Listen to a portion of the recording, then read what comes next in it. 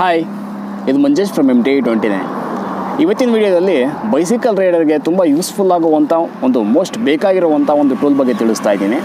ಹೌದು, ಆ ಟೂಲ್ ಬಂದು ಇದೇನೆ.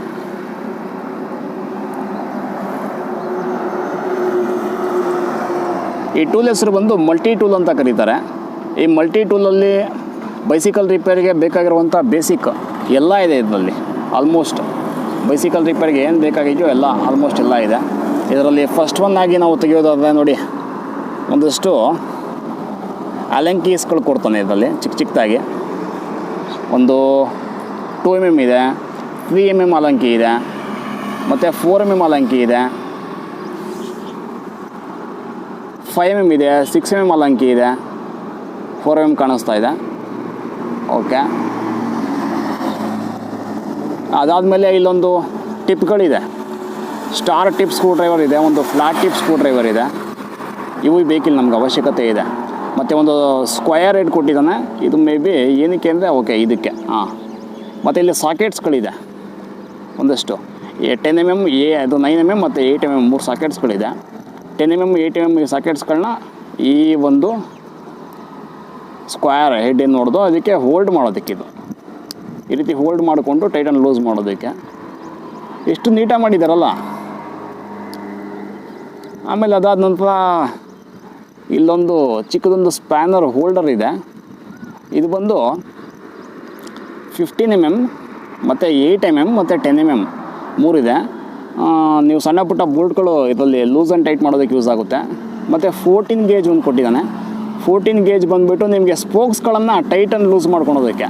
ನೀವೀಗ ಎಲ್ಲಾದರೂ ರೈಡ್ ಮಾಡಬೇಕಾದ್ರೆ ಈ ಟೂಲ್ ಕಂಪಲ್ಸರಿ ಈ ಥರದ್ದು ಇಟ್ಕೊಂಡ್ಬಿಟ್ರೆ ತುಂಬಾ ಸೇಫ್ಟಿ. ಆಲ್ಮೋಸ್ಟ್ ನಿಮಗೆ ಎಲ್ಲ ರಿಪೇರ್ಗಳಾಗೋಗ್ಬಿಡುತ್ತೆ. ಸ್ಪೋಕ್ಸಿಂದ ಹಿಡಿದು ಬ್ರೇಕ್ ಲಿವರ್ಸ್ಗಳಿಂದ ಹಿಡಿದು ಬ್ರೇಕ್ ಪ್ಯಾಡ್ಸ್ ಚೇಂಜಸ್ ಮಾಡೋದಕ್ಕಾಗಿರ್ಬೋದು, ಬ್ರೇಕ್ ಕೇಬಲ್ ಚೇಂಜಸ್ ಮಾಡೋದಕ್ಕಾಗಿರ್ಬೋದು, ಅಥವಾ ಗೇರ್ ಕೇಬಲ್ ಪ್ರಾಬ್ಲಮ್ ಆದಾಗ ಎಲ್ಲ ಆಲ್ಮೋಸ್ಟ್ ಎಲ್ಲ ಆಗೋಗ್ಬಿಡುತ್ತೆ. ಎಷ್ಟು ಚಿಕ್ಕದಾಗಿದೆ ನೋಡಿ, ಹೌದಾ? ಈ ಸಾಕೆಟ್ ತೊಗೊಂಬಂದು ಇಲ್ಲಿ ಇಟ್ಕೊಬೋದು. ನಾವಿಲ್ಲಿ ಸಾಕೆಟ್ ಹೋಲ್ಡರ್ ಇದೆ, ಇಲ್ಲಿ ಅದಕ್ಕೆ ಹಾಕ್ಬೋಣ ಅಲ್ವಾ? ಎಷ್ಟು ಚಿಕ್ಕದಾಗಿದೆ ಅಲ್ಲ, ಆರಾಮಾಗಿ ಒಂದು ಪಾಕೆಟಲ್ಲಿ ಕ್ಯಾರಿ ಮಾಡ್ಬೋದು, ಅಷ್ಟು ಚಿಕ್ಕದಾಗಿದೆ. ಇದರ ಬೆಲೆ ಸಹ ಏನು ಅಷ್ಟು ಕಾಸ್ಟ್ಲಿ ಏನಿಲ್ಲ, 200 ರೂಪೀಸ್ ಅಷ್ಟೇ ಇದರ ಬೆಲೆ. ನಾನಿದು ಪರ್ಚೇಸ್ ಮಾಡಿ ಸುಮಾರು 2 ವರ್ಷ ಆಗ್ತಾ ಬಂತು. ತುಂಬ ಒಳ್ಳೆ ಕ್ವಾಲಿಟಿ ಇದೆ. ನೀವು ರೈಡ್ ಮಾಡ್ತಾ ಇರಬೇಕಾದ್ರೆ ಆರಾಮಾಗಿ ಈ ಥರದೊಂದು ಪಾಕೆಟಲ್ಲಿ ಕ್ಯಾರಿ ಮಾಡ್ಕೊಂಡು ಹೋಗ್ಬೋದು. ಇದು ಕ್ಯಾರಿ ಮಾಡಿಕೊಂಡ್ರೆ ನಿಮಗೆ ಸೇಫ್ಟಿ ಇರುತ್ತೆ, ಮಿನಿಮಮ್ ಸೇಫ್ಟಿ ಅದು ಇರುತ್ತೆ. ಬೈಸಿಕಲ್ ಬರುವಂಥ ಬೇಸಿಕ್ ರಿಪೇರ್ಗಳನ್ನು ಅದು ಆರಾಮಾಗಿ ನಾವು ಮಾಡ್ಕೊಬೋದು ಇದರಲ್ಲಿ ಬ್ರೇಕ್ ಕ್ಯಾಲಿಪರ್ ಅಡ್ಜಸ್ಟ್ ಮಾಡ್ಕೊಬೋದು, ಮತ್ತು ಬ್ರೇಕ್ ಕೇಬಲ್ನೂ ಸಹ ಅಡ್ಜಸ್ಟ್ ಮಾಡ್ಬೋದು ಟೈಟ್ ಆ್ಯಂಡ್ ಲೂಸ್ ಮಾಡೋದಕ್ಕೆ.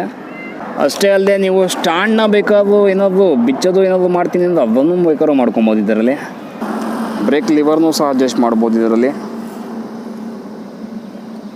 ಹ್ಯಾಂಡಲ್ ಸ್ಟಿಮ್ ಏನಿದೆ ಅದನ್ನು ಅಡ್ಜಸ್ಟ್ ಮಾಡ್ಬೋದು.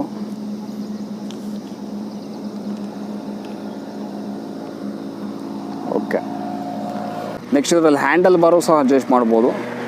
ನೆಕ್ಸ್ಟು ನಾವಿನ್ನು ಸಾಕೆಟ್ಸ್ಗಳು ಬಂದರೆ, ಸಾಕೆಟ್ಸ್ಗಳು 10mm 8mm ಇಲ್ಲಿ ಎಲ್ಲ ಅವಶ್ಯಕತೆ ಬರುತ್ತೋ ಎಲ್ಲ ಯೂಸ್ ಮಾಡ್ಬೋದು. ನನಗೆ ಗೊತ್ತಿರೋ ಹಾಗೆ 8mm ಬಂದು ಗೇರ್ ಕೇಬಲ್ ಏನಿದೆ, ಗೇರ್ ಕೇಬಲ್ ಅಡ್ಜಸ್ಟ್ ಮಾಡೋದಕ್ಕೆ ಒಂದು 10mm ಬೇಕಾಗ್ತದೆ.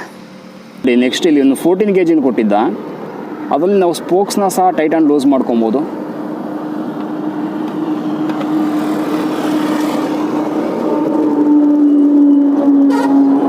ಹೋಲ್ಡ್ ಆಗುತ್ತೆ, ಬಟ್ ನಾನು ಕರೆಕ್ಟಾಗಿದೆ. ಟೈಟ್ ಮತ್ತು ಲೂಸ್ ಮಾಡೋದೇ ತುಂಬ ತೊಂದರೆ ಆಗುತ್ತೆ, ವೀಲ್ ಮತ್ತೆ ಪ್ರಾಬ್ಲಮ್ ಆಗುತ್ತೆ.